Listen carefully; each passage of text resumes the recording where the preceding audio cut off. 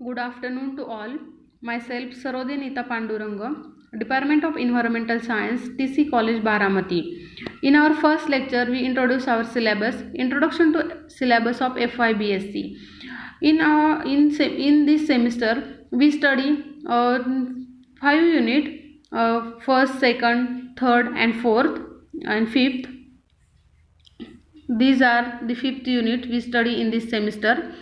2 credit course is 2 credit course fundamentals of environmental biology. Second, number of lectures are 36. In unit first, introduction ecosystem structure and function. आपला पहिला unit आहे तो ecosystem structure आणि function आहे. त्याच्यामध्ये इकोसिस्टीमचं structure कसं आहे, त्याच्यामध्ये कंपोनंट कोणते कोणते आहेत, बायोटिक आणि अबायोटिक कंपोनंट. बायोटिक म्हणजे लिव्हिंग, अबायोटिक म्हणजे नॉन लिव्हिंग कंपोनंट्स. इकोसिस्टीमचं फंक्शन काय आहे, इकोसिस्टीम म्हणजे इकोसिस्टीम म्हणजे काय, त्याचं स्ट्रक्चर कसं आहे, त्याचे फंक्शन कसे आहेत हे आपण पहिल्या युनिटमध्ये बघणार आहोत. त्याच्यामध्ये त्याचे फंक्शन्स काय आहेत, तर इकोसिस्टीम कशी बॅलन्स होते, इकोसिस्टीममध्ये जो एनर्जी फ्लो आहे म्हणजे एनर्जी एका ट्रॉफिक स्ट्रक्चरमधून दुसऱ्या ट्रॉफिक स्ट्रक्चरमध्ये किंवा एका लेवलपासून दुसऱ्या लेवलपर्यंत एनर्जी कशी जाते इकोसिस्टीममध्ये ते आपण शिकणार आहोत. एनर्जी फ्लो मॉडेल्स आहेत ते म्हणजे वाय शेप मॉडेल आहे, ते मॉडेल्स आपण या युनिटमध्ये शिकणार आहोत. त्या इकोसिस्टीममध्ये फूड चेन असतात. फूड चेन म्हणजे इंटरलिंकिंग असतं, interlinking of a trophic structures किंवा ट्रॉफिक लेवलची जी इंटरलिंकिंग असते ती म्हणजे एनर्जीचं एका जागेवरून किंवा एका ठिकाणातून दुसऱ्या ठिकाणी कसं ट्रान्सफर होतं ते फूड चेनमध्ये होतं. त्या फूड चेन आपण यामध्ये शिकणार आहोत. मेनली फूड चेनचे 2 टाईप पडतात, एक ग्रॅझिंग फूड चेन असते आणि एक डेट्रायटस फूड चेन असते. ग्रॅझिंग फूड चेनमध्ये जे त्याचं जे स्टार्टिंग असतं ते ग्रीन प्लांट्स असतात आणि डेट्रायटसमध्ये ग्रीन प्लांट्स ही स्टार्टिंग नसते, त्याला आपण डेट्रायटस फूड चेन म्हणतो. नंतर फूड वेव्ह आहे. फूड वेव्ह म्हणजे interlinking of a food chain is called as a food wave. नंतर बायोजिओकेमिकल सायकल्स आपण या युनिटमध्ये शिकणार आहोत. त्याच्यामध्ये हायड्रोलॉजिकल सायकल आहे, कार्बन सायकल आहे, नायट्रोजन सायकल आहे, सल्फर सायकल आहे, फॉस्फरस सायकल आहे. या सगळ्या सायकल आपण या युनिटमध्ये शिकणार आहोत. इकॉलॉजिकल सक्सेशन आहे, स्पेसिस डायव्हर्सिटी आहे म्हणजे स्पेसिसची जी डायव्हर्सिटी आहे ती डायव्हर्सिटी कशी आहे ते आपण या युनिटमध्ये शिकणार आहोत. Concept of ecotone and ecotone म्हणजे ट्रान्झिशन झोन बिटवीन 2 इकोसिस्टीम म्हणजे दोन इकोसिस्टीममधला जो ट्रान्झिशन झोन आहे तो कसा आहे तो आपण या युनिटमध्ये बघणार आहोत. त्याची कन्सेप्ट या युनिटमध्ये आपण बघणार आहोत. एज इफेक्ट्स काय आहेत ते आपण बघणार आहोत.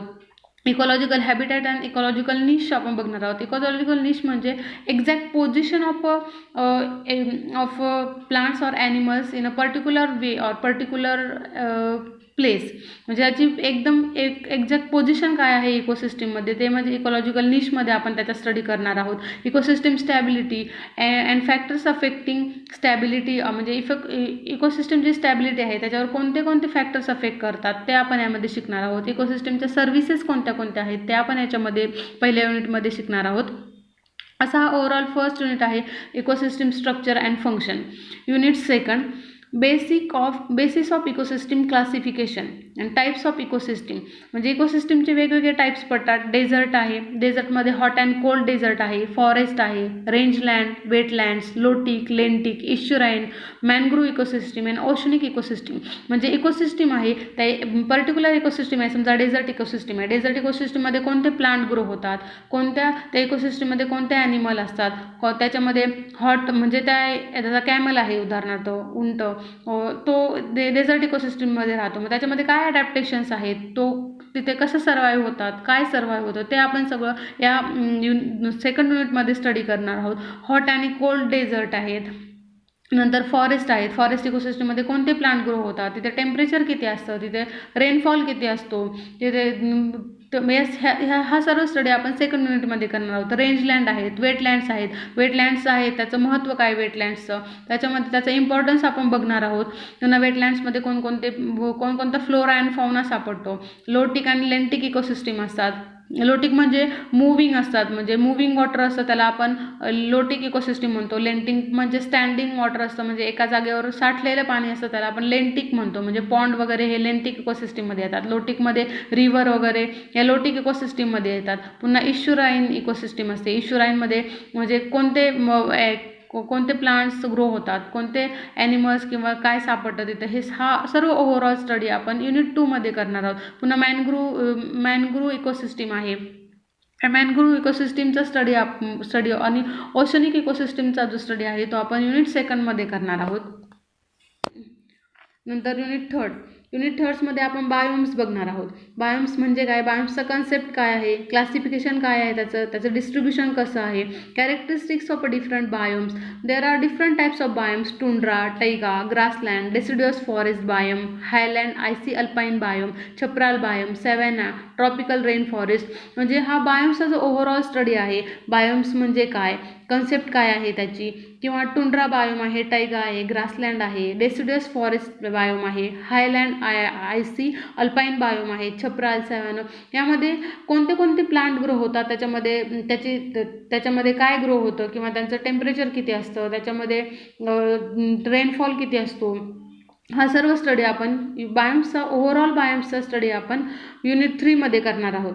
त्याच्यामध्ये रेनफॉल किती होतो, त्याच्यामध्ये कोणते प्लांट्स ग्रो होतात, कोणते ॲनिमल्स सापडतात. म्हणजे प्रत्येक एखादा जो प्लेस असतो त्याची प्रत्येकाची स्पेशालिटी असते.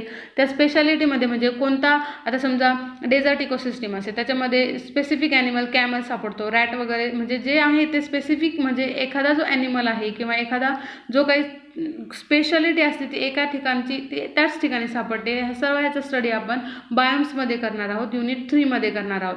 युनिट 4 मध्ये पॉप्युलेशन इकॉलॉजी, कॅरेक्टरिस्टिक्स ऑफ पॉप्युलेशनचे वेगवेगळ्या कॅरेक्टरिस्टिक्स आहेत. म्हणजे नॅटॅलिटी आहे, मॉर्टॅलिटी आहे, अजून वेगवेगळ्या एज डिस्ट्रीब्युशन आहे. ह्या सर्व ज्या कॅरेक्टरिस्टिक्स आहेत पॉप्युलेशनच्या त्या आपण युनिट 4 मध्ये शिकणार आहोत.